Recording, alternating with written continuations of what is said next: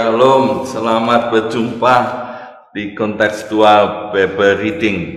Kita sampai Wahyu pasal 8. Dan ketika anak domba itu membuka meterai yang ketujuh, maka sunyi senyaplah di surga, kira-kira setengah jam lamanya.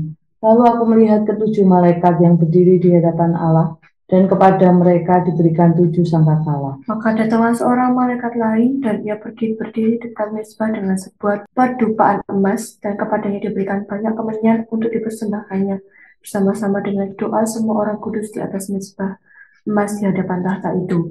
Maka naiklah asap kemenyan bersama-sama dengan doa orang-orang kudus itu dari tangan malaikat itu ke hadapan Allah. Lalu malaikat itu mengambil pedupaan itu, mengisinya dengan api dari mezbah, dan melemparkannya ke bumi. Maka meledaklah bunyi guruh disertai halilintar dan gempa bumi. Dan ketujuh malaikat yang memegang ketujuh sangkakala itu bersiap-siap untuk meniup sangkakala. Lalu malaikat yang pertama meniup sangkakalanya, dan terjadilah hujan es dan api bercampur darah, dan semuanya itu dilemparkan ke bumi. Maka terbakarlah sepertiga dari bumi dan sepertiga dari pohon-pohon, dan hanguslah seluruh rumput-rumputan hijau. Lalu malaikat yang kedua meniup sangkakalanya, dan ada sesuatu seperti gunung besar yang menyala-nyala oleh api dilemparkan ke dalam laut, dan sepertiga dari laut itu menjadi darah. Dan matilah sepertiga dari segala makhluk yang bernyawa di dalam laut, dan binasalah sepertiga dari semua kapal. Lalu malaikat yang ketiga meniup sangkakalanya, dan jatuhlah dari langit sebuah bintang besar, menyala-nyala seperti obor, dan ia menimpa sepertiga dari sungai-sungai dan mata-mata air. Nama binatang itu ialah Absinthus, dan sepertiga dari semua air menjadi Absinthus, dan banyak orang mati karena air itu, sebab sudah menjadi pahit. Lalu malaikat yang keempat meniup sangkakalanya, dan terpukullah sepertiga dari matahari, dan sepertiga dari bulan, dan sepertiga dari bintang-bintang, sehingga sepertiga daripadanya menjadi gelap, dan sepertiga dari siang hari tidak terang, dan demikian juga malam hari. Lalu aku mendengar seekor burung nasa terbang di tengah langit, dan berkata dengan suara nyaring, "Celaka, celaka, celakalah mereka yang diam di atas bumi, oleh karena bunyi sangkakala ketiga malaikat lain yang masih akan meniup sangkakalanya." Wahyu kita melihat ada 777, angka 7 menjadi angka yang sering dipakai. Ada 7 meterai. Ya, di pasal 6 kita sudah membahas bahwa 7 meterai, 6 meterai yang pertama sudah dibuka. Lalu ada selingan di pasal 7 tentang orang-orang yang banyak yang tidak terhitung. Itu adalah orang-orang yang memuji, menyembah, dan orang-orang kudus yang pakai pakaian putih ini. Dan mulai pasal 8 masuk, yaitu meterai yang ke-7. Ada 7 lain yang mirip, yaitu 7 sangkakala. Nanti kita akan melihat di pasal 8, keempat sangkakala itu dibuka. Pasal 9 ada 2 sangkakala lagi. Lalu ada selingan lagi di pasal yang ke-10, ada kitab yang terbuka, ada 2 saksi di pasal 11. Lalu muncul di pasal 11 akhir, yaitu sangkakala yang ke-7. Jadi ada selingan, tapi nanti ada 7 cawan, 7 cawan muka Allah yang ada di ke-7 malapetaka itu di pasal 15, dan pasal 16 dijelaskan ke 7 cawan muka Allah itu langsung sampai akhir. Dan kalau dilihat di ayat-ayat akhir, itu akan terlihat bahwa ada gempa bumi, ada hujan badai. Yang kita tahu bahwa ini di akhir ayat-ayat itu selalu disertai gemuruh, gempa bumi, halilintar, dan ketika malapetaka ini mirip semua. Apakah ini terjadi bersama-sama? yang ketiga ini. Nah, kita akan melihat rangkaiannya itu dan terus menerus kita sampai di pasal 8. Anak domba itu membuka meterai yang ke-7. Di ayat 1 ada data kira-kira setengah jam lamanya sunyi, senyap yang di surga. Ada sunyi senyap yang ada di surga. Apa yang terjadi keadaan sunyi senyap di surga ini? Kalau melihat dari teks itu, kita lihat ke-7 malaikat itu berdiri di hadapan Allah, dan datang seorang malaikat lain berdiri dekat mezbah perdupaan, dan kepadanya diberikan kemenyan untuk dipersembahkan bersama dengan doa semua orang kudus di atas mezbah itu, bersama dengan doa semua orang kudus di atas mezbah itu. Jadi apa yang terjadi? Kesunyian, kesenyapan, rupanya ini Allah memberi kesempatan bagi mereka dengan diam untuk terus orang-orang menyembah, orang-orang berdoa, dan di segala semua orang kudus berdoa, dan ada di perdupaan itu kemenyan. Kita melihat kemenyan yang dipersembahkan orang Majus, kemenyan yaitu persembahan dan disucikan dan dibawa ke mezbah itu untuk persembahan kepada Allah. Yang ada di hadapan Allah, malaikat itu terus membawa penyembahan dan doa orang-orang kudus. Nah, dari sini kita melihat bahwa ciri khas orang-orang kudus sampai di surga sana yaitu dalam penyembahan dan dalam doa.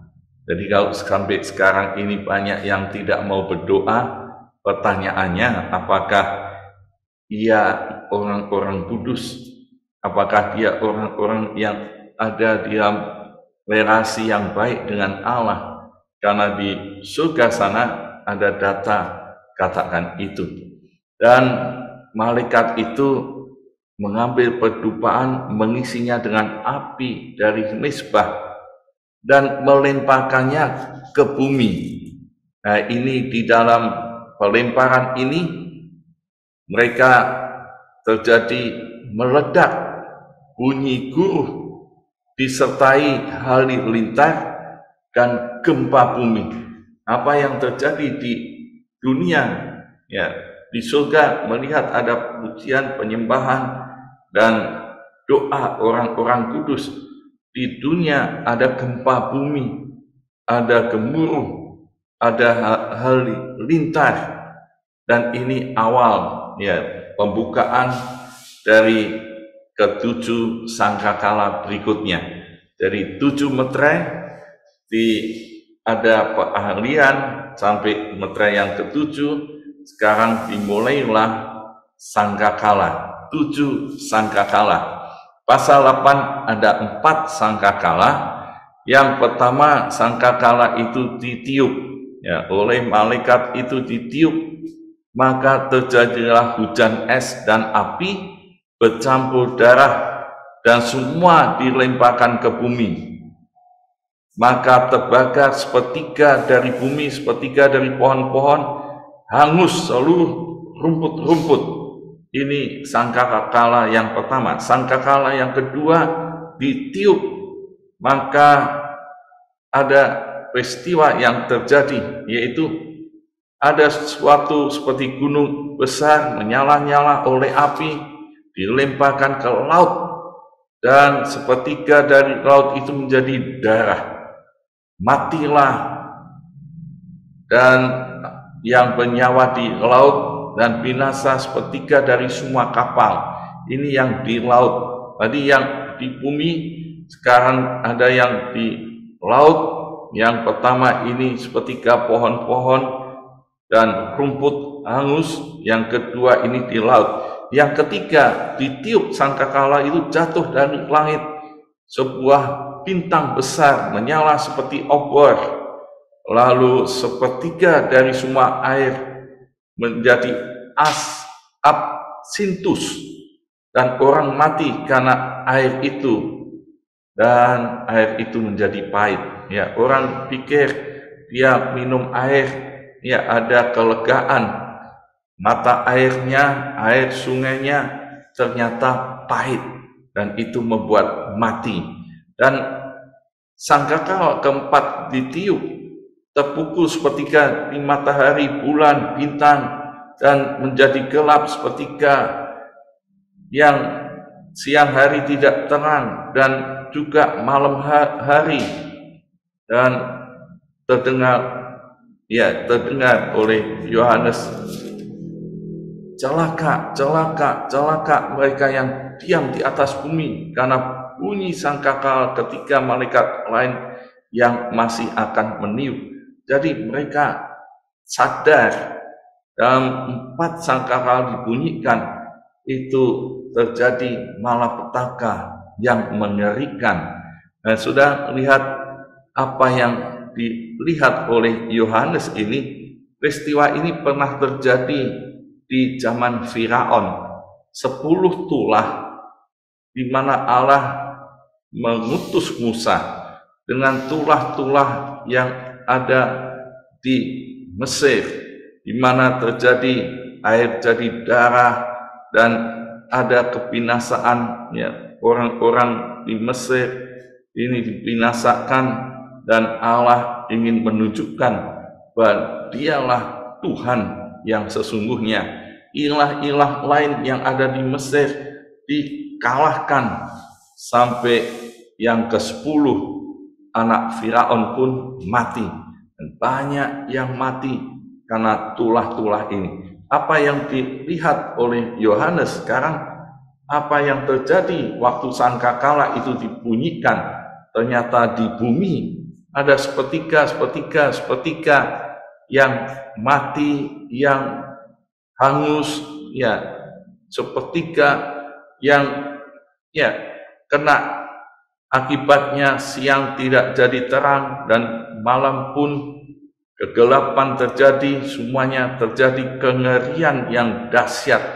Ini akan menunjukkan bahwa anak domba Yesus Kristus dialah yang punya kuasa untuk penghukuman bagi orang-orang yang berdosa. Dan kita bisa melihat perbedaan bagi orang-orang yang dalam Yesus. Dia ada dalam penyembahan, dalam doa, tetapi penghakiman akan diperlihatkan dan pasti terjadi. Ada perbedaan yang jelas. Orang-orang yang menerima Yesus ada keselamatan, kehidupan yang kekal, dan hidup yang ada di dalam surga itu. Jadi kita melihat perbedaan ini seperti yang pernah terjadi di zaman Firaun, bagaimana umat Allah dapat perlindungan Tuhan, dan orang-orang yang menyembah di luar Allah Yahweh Elohim, di mana terjadi malapetaka itu. Amatan teksnya kita bisa pertegas bahwa anak domba Yesus berkenan atas persembahan dan doa orang-orang kudus. Dan itu habit yang ada di surga yang terus-menerus untuk dipersembahkan. Yesus Kristus sebagai hakim, dan dia menghukum apa yang ada di bumi dan apa isinya. Kalau Tuhan berkuasa dan sebagian hangus, mati, celaka, tapi masih ada sebagian diberi kesempatan untuk percaya pada Yesus, untuk ada pertobatan, ada kesempatan untuk datang pada Yesus. tanda ini disampaikan di Wahyu pasal 8, maka saudara, saya ialah yang pertama diam aplikasinya. Apakah saya suka terus menyembah dan terus berdoa kepada Allah? Ini yang sebagai dikenan oleh Allah, yang terus-menerus ciri khas orang-orang kudus. Yang kedua, bagaimana iman saya kepada Yesus untuk keselamatan di akhir zaman? Apakah saya tetap percaya pada Yesus dan mendapatkan perlindungan? Dan saudara yang belum menerima kepastian hidup kekal, hidup dalam keselamatan, tidak dimurkai Allah, saatnya sekarang ini terima Yesus, percaya pada Dia, hidup di dalam relasi dengan Allah, di dalam Yesus Kristus. Kalau peristiwa itu terjadi pun kita sudah diselamatkan.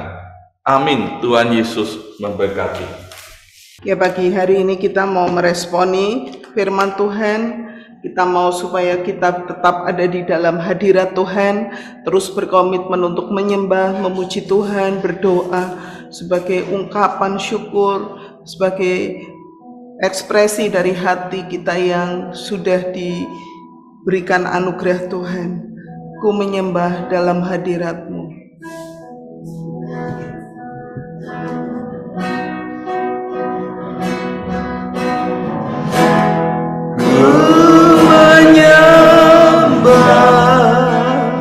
Dalam kudus hadirat-Mu, hampiri kata kasih karunia-Mu Bapa.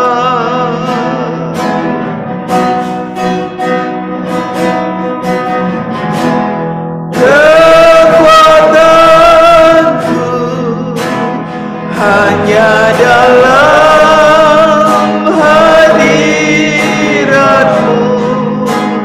Yesusku, hanya Kaulah segalanya.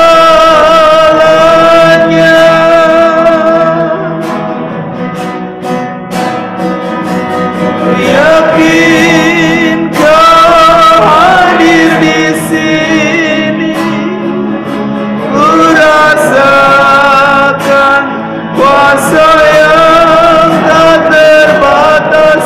Ku yakin Kau nyata di sini, kemenangan terjadi di sini. Para pria, para bapak mengucap syukur dalam pujian. Ku menyembah. Para wanita berdoa, biarlah Tuhan taruh di dalam hati kita hati yang selalu menyembah, selalu berdoa, selalu bergantung kepada Tuhan dalam segala situasi.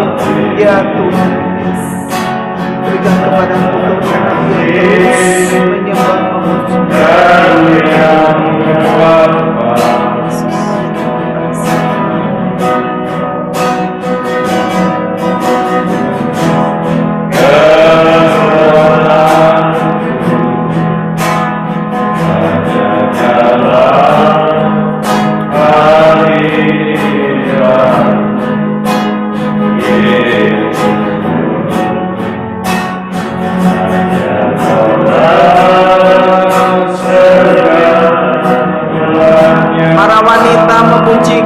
Para pria berdoa supaya seluruh keluarga kita juga ada kerinduan yang sama.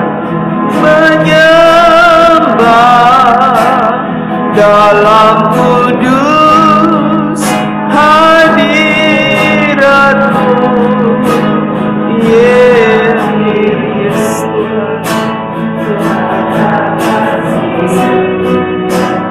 karunia-Mu Bapa.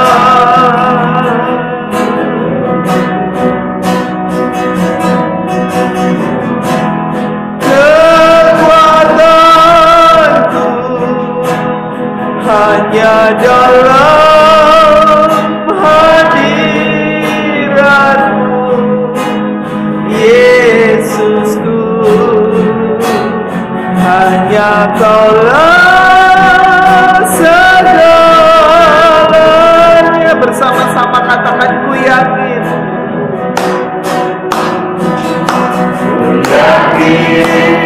Kau hadir di sini, amin.